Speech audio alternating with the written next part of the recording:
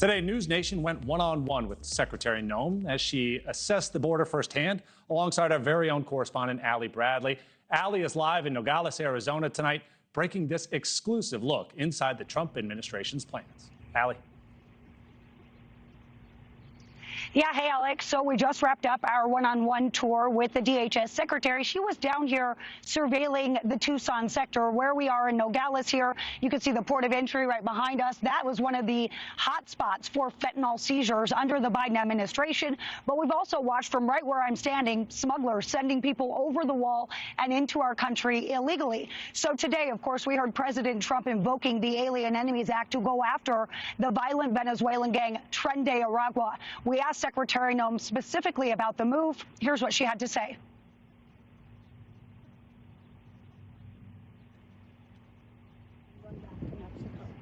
Well, under that act, we're targeting TDA specifically. We want to get, that is an extremely dangerous gang from Venezuela that we have thousands of them in the United States of America that the Biden administration has allowed to proliferate. So we're targeting them, wanting to return them back to their home country, hopefully to face consequences.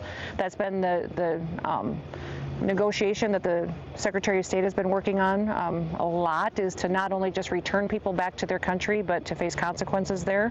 And we'll use every means we can to make sure we're getting them out as soon as possible.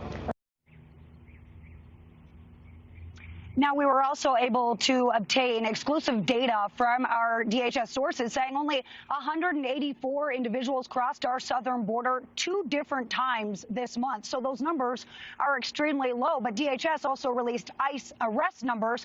Those numbers are surpassing the Biden administration for what their arrests were for all of 2024. However, when it comes to those removals and deportations, that's different than an arrest. So we pressed the secretary on that. Here's what she had to say regarding deportation efforts.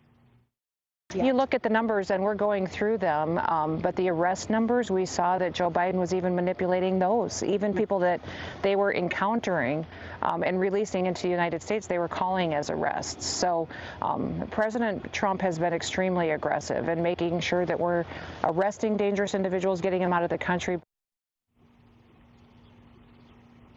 Okay, so what about Guantanamo Bay? There's been a lot of conversations about that because the individuals that were taken there, arrested, and moved to that facility, they were brought back to the United States. Now, when I asked the DHS secretary about this, she said that they were removed and brought back to the U.S. in order to create space. She said they're going to continue to move people around, but Guantanamo Bay, Alex, will continue to be a facility that they use, and it will be important to continue using that facility. Now, she also did disclose, though, they didn't want to kind of explain all of the different facilities and exactly what they're doing because they kind of want a little bit of that element of surprise when it comes to those so-called dangerous criminals that they're putting in those facilities, Alex. Hey, Allie, another story that we're following is Customs and Border Protection recently launching the CBP Home app with a self-deporting feature. Tell us more about what that is, what it does, and whether or not Secretary Noem actually thinks this is something that's going to be used by migrants. Yeah, it's really interesting, right? The CBP One app was that controversial app that was utilized under the Biden administration to allow migrants all the way throughout the southern port of Mexico to make appointments, show up at our border, and essentially be able to be let in under a claim of asylum. Trump, on his first day in office, he ended that app. He ended that opportunity for migrants seeking asylum. But now they've repurposed that app as CBP Home. So we asked Secretary Noem, is that app being utilized? Does she think it's working? Here's what she had to say about CBP Home.